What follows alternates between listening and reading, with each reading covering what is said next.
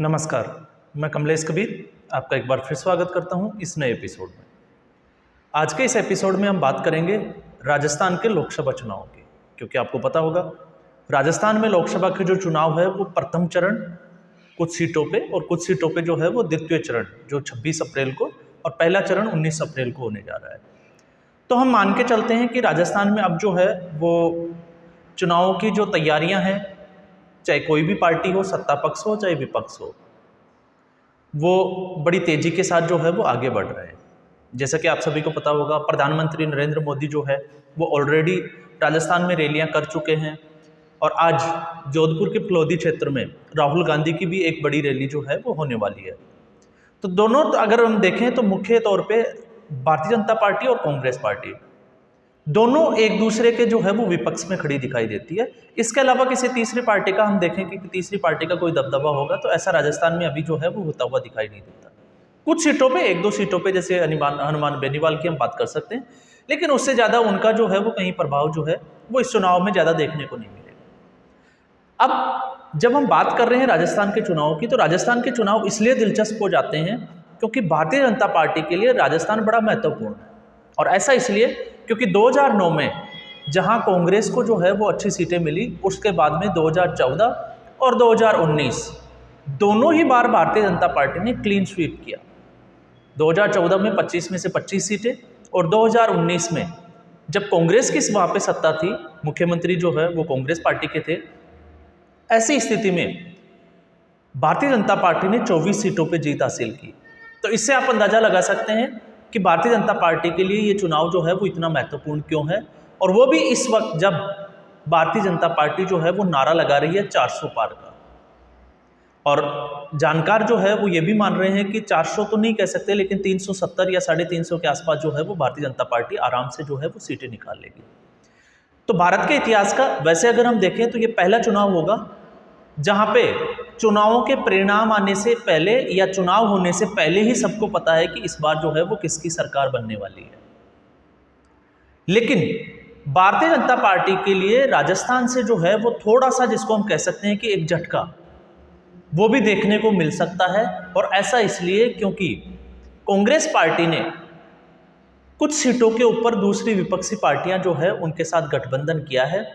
और जितने भी जो राजनीतिक गलियारों के जो जानकार है, चाहे सट्टा बाजार की हम बात करें, तो अनुमान यह लगाया जा रहा है कि 7 से 8 सीटों के ऊपर जो है वो कांग्रेस सीधे तौर पे भारतीय जनता पार्टी को टक्कर दे सकती है, या हम ये कह सकते हैं कि भारतीय जनता पार्टी को 17 से 18 सीटों के ऊपर जो है वो रोकने में कामयाब हो सकती है। तो आज के इस वीडियो में हम उन्हीं सीटों का विश्लेषण करेंगे जिन सीटों के ऊपर लगता है कि भारतीय जनता पार्टी जो है वो इस चुनाव में जो है हार सकती है, या कांग्रेस पार्टी जो है वो भारतीय जनता पार्टी को टेंशन दे सकती है। तो उम्मीद करूंगा आप इस वीडियो में अंत तक बने रहें, और अगर आपको वीडियो अच्छा लगे लाइक करें, वीडियो को शेयर करें और चैनल जरूर सब्सक्राइब करें। तो सबसे पहले हम बात करते हैं विधानसभा चुनाव से। विधानसभा चुनाव में आपको पता ही होगा, आप सभी को लग रहा था कि राजस्थान में जो है वो कांग्रेस पार्टी रिपीट कर रही है और इस बार इतिहास बदलने जा रहा है।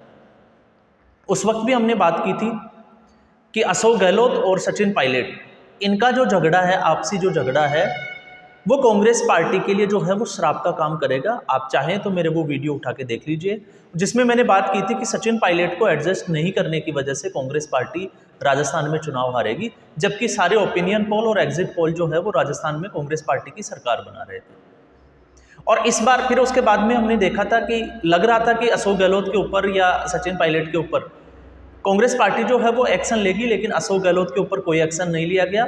बजाय सचिन पायलट को जो है वो छत्तीसगढ़ का प्रभारी बना दिया गया लोकसभा चुनाव के लिए।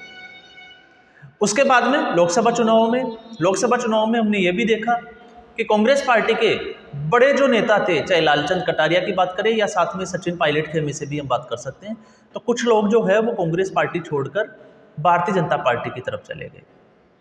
लेकिन इसके बाद जब टिकट बंटवारा हुआ तब भी जो है वो आरोप प्रत्यारोप जो है वो लगे। लेकिन अब जब अशोक गहलोत की हम बात करते हैं तो अब राजनीतिक गलियारों में आवाज़ उठने लगी है कि अशोक गहलोत ने जो है वो अपनी जादूगरी और चालाकी से जो है वो भारतीय जनता पार्टी को टेंशन में डाल दिया है कुछ सीटों के ऊपर। तो हम उन सीटों का विश्लेषण जरूर करेंगे। तो उन सीटों की अगर हम बात करें तो सबसे पहले थोड़ा सा हम समझ लेते हैं, भारतीय जनता पार्टी ने जो है वो कुछ सांसदों को भी टिकट दिया है। 3 सांसदों को जो है वो टिकट रिपीट किया है। अब उन सांसदों में किसकी क्या स्थिति है आपको पता होगा। कैलाश चौधरी, अर्जुन राम मेघवाल और गजेंद्र सिंह शेखावत, ये तीनों जो है वो सांसद हैं, मंत्री भी हैं। आपको पता होगा गजेंद्र सिंह शेखावत जल मंत्री।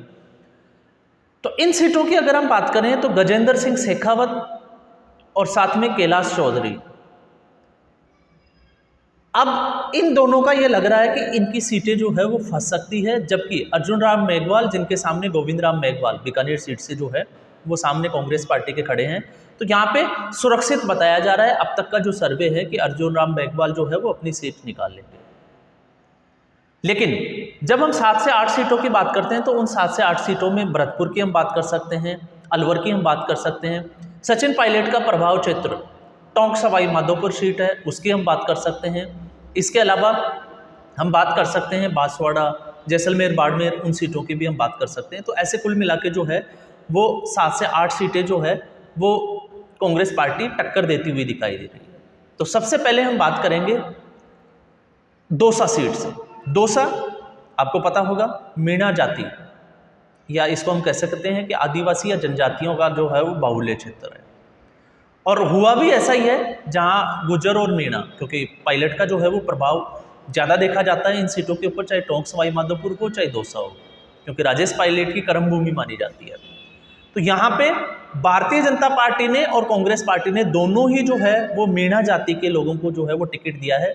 जहां भारतीय जनता पार्टी ने कन्हैयालाल मीणा को टिकट दिया है, आप लोग सभी जानते होंगे कन्हैयालाल मीणा। और इसके अगर उलट हम देखते हैं तो कांग्रेस पार्टी ने भरोसा दिखाया है मुरारीलाल मीणा के ऊपर। मुरारीलाल मीणा, इससे पहले वो बहुजन समाजवादी पार्टी से 2004-2008 की हम बात कर सकते हैं, उसके बाद में वो कांग्रेस में आए, हार गए थे, लेकिन उसके बाद 2019 में वो कांग्रेस पार्टी से जो है वो जीत के निकले। विधानसभा चुनाव में आप देखोगे 2018 और 2023, तो दोनों में जो है वो टक्कर का मुकाबला बताया जा रहा है। और ये मीणा बाहुल्य क्षेत्र है और सचिन पायलट का प्रभाव क्षेत्र भी है। तो इससे आप अंदाजा लगा सकते हैं कि ये सीट जो है वो फंस सकती है। इसके बाद में हम बात करते हैं भरतपुर। भरतपुर में हमने पहले भी एक वीडियो में बात की थी जब विधानसभा चुनाव हुए थे कि भरतपुर में जो है अलवर में जो है वो यादव समाज का मतदाता सबसे ज़्यादा है, और उसके बाद में अगर किसी जाति के मतदाता है तो वो है मुस्लिम समुदाय से।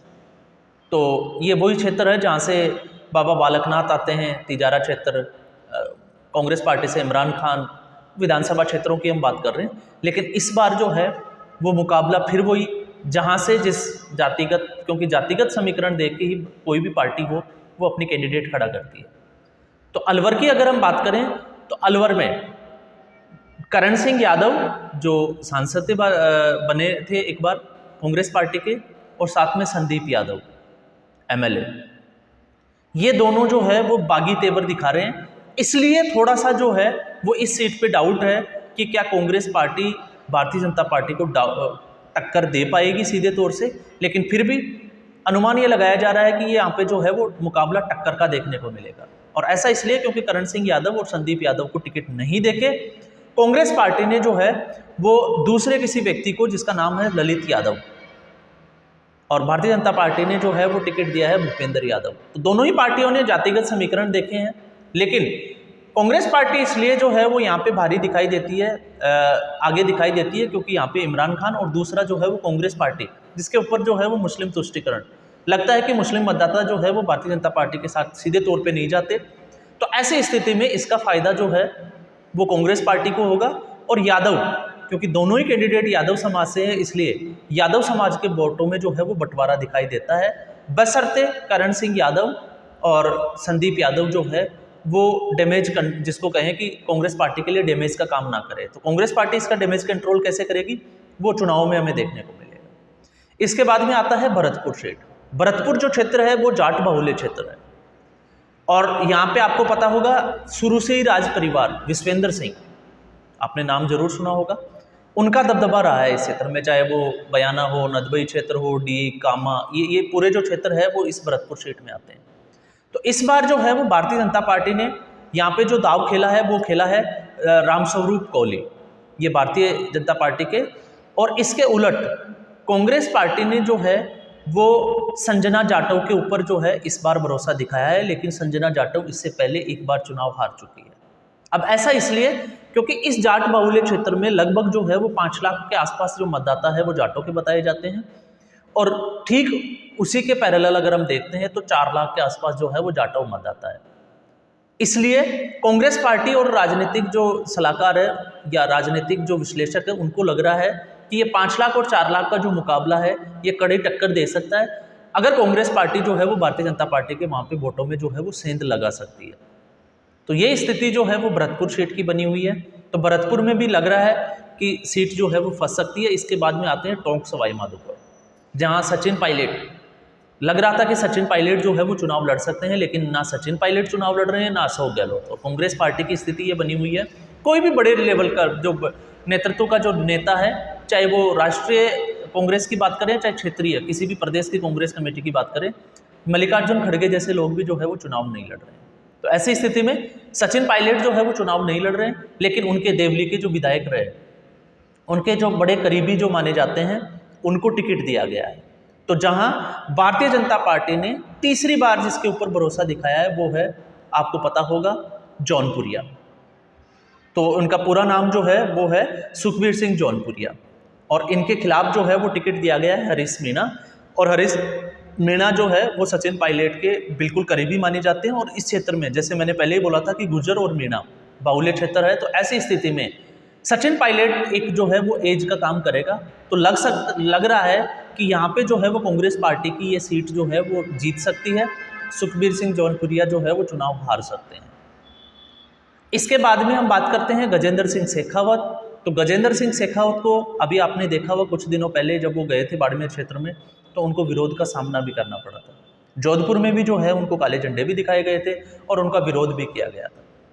तो ऐसी स्थिति में गजेंद्र सिंह शेखावत का जो है वो लग रहा है कि सीट जो है वो उलझ सकती है, क्योंकि कांग्रेस पार्टी के उनके खिलाफ जो कैंडिडेट है वो है करण सिंह। तो यहाँ पे जो है वो कड़ा मुकाबला देखने को मिलेगा। और इसके अलावा कैलाश चौधरी का जो है उसमें अब कैलाश चौधरी के खिलाफ यहाँ पे अरविंद डामोर, नहीं, कैलाश चौधरी के खिलाफ जो है वो टिकट दिया गया है, यहाँ पे मुझे शायद कहीं मिसप्लेस हो गया, लेकिन अनुमान ये लगाया जा रहा है, सॉरी ये कोई नाम जो है वो मिसप्लेस हो गया, कि यहाँ पे जो है वो कैलाश चौधरी जो है वो सीट हार सकते हैं। इसके अलावा अगर हम बात करते हैं तो इसके अलावा अब बचते हैं कांग्रेस पार्टी के सहयोगी दल, जिसकी हम बात कर रहे थे कि अशोक गहलोत ने बड़ी चातुराई के साथ में हनुमान बेनीवाल के साथ में जो है वो गठबंधन किया है।